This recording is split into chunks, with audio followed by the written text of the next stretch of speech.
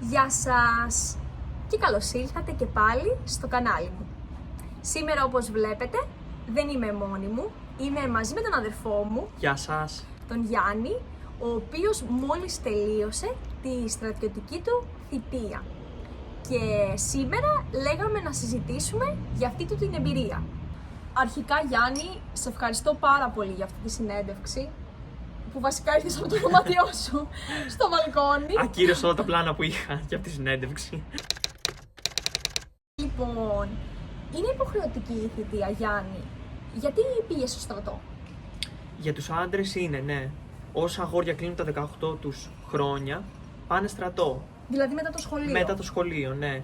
Αλλά σε περίπτωση που πας και πανεπιστήμιο, μπορείς να πας μετά τις σπουδές σου. Μετά το πανεπιστήμιο ή μετά το μεταπτυχιακό Ναι, σου, ας ναι, πούμε. πολύ σωστά. Μετά Δηλαδή τις στα σπουδές. 23 με 24 χρόνια σου. Εγώ, επειδή σπούδαζα, πήγα στρατό αφού πήρα το πτυχίο μου. Αφού τελείωσα. Το αστείο είναι ότι είμαι κι εγώ δάσκαλος, όπως όλη στην οικογένεια αυτή. Βασικά, ο μπαμπάς και η μαμά είναι δάσκαλοι. Εγώ είμαι δασκάλα και ο Γιάννης δάσκαλος.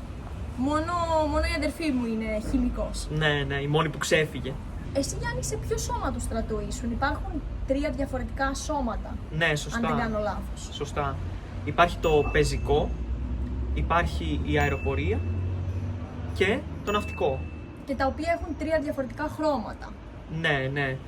Το χρώμα του πεζικού είναι το πράσινο, του ναυτικού το λευκό και της αεροπορίας το μπλε. Εγώ ήμουνα στην αεροπορία. Τι φοράνε δηλαδή οι στρατιώτες στην αεροπορία? Εμείς στην αεροπορία έχουμε 2 στολές. Μία που τη φοράμε μέσα στο στρατόπεδο και μία που τη φοράμε στις εξόδους μας, όταν φεύγουμε. Η οποία είναι και πιο επίσημη, η δεύτερη στολή.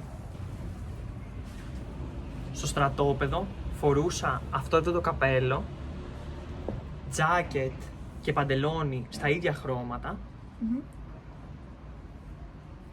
Από μέσα φορούσαμε αυτή εδώ την κοντομάνικη και κάτω αυτές εδώ τις μπότες που στο στρατό τις ονομάζουμε αρδίλες.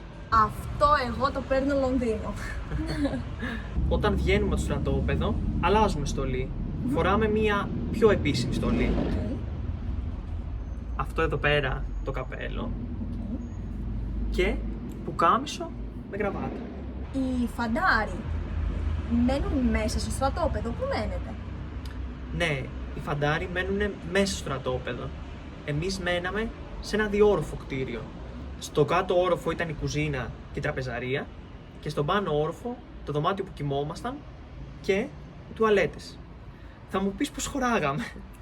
Κοιμόμασταν σε κουκέτες, δηλαδή διόροφα κρεβάτια. Τι τρώγατε στο στρατόπεδο? Τα γεύματα ήταν 3. Πρωινό, μεσημεριανό και βραδινό. Τα έφτιαχναν μάγειρες και εμείς οι φαντάροι βοηθούσαμε στην προετοιμασία του φαγητού και κυρίως στο καθάρισμα. Αγαπημένο φαγητό? Πάτατες φούρνου. Γενικότερα υπάρχουν συγκεκριμένοι κανονισμοί στο στρατό, υπάρχουν κανόνες? Ναι, υπάρχουν.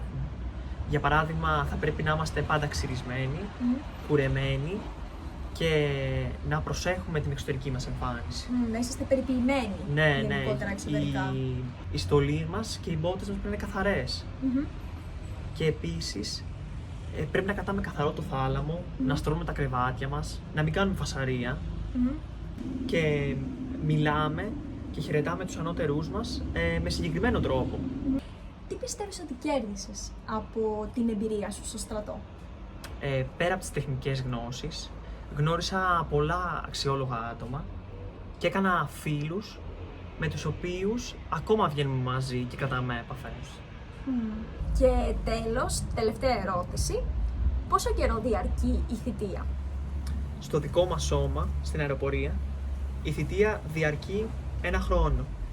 Αλλά παλαιότερα, στην εποχή του μπαμπά φαντάσου, κάνανε 2 χρόνια και στρατό.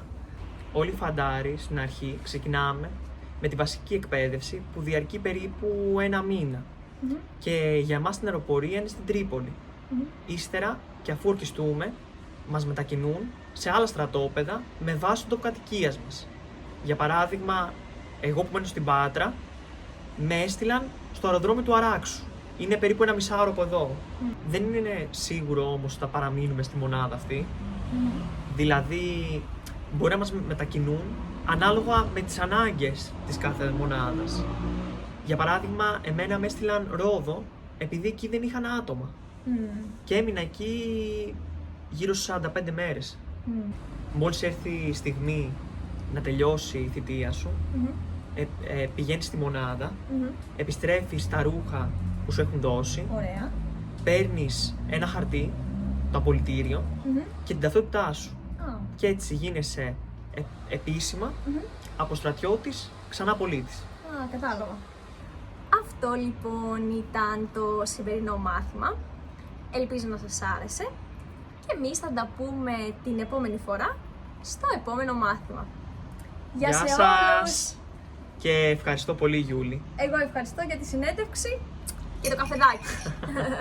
Φιλιά πολλά! Γεια σας!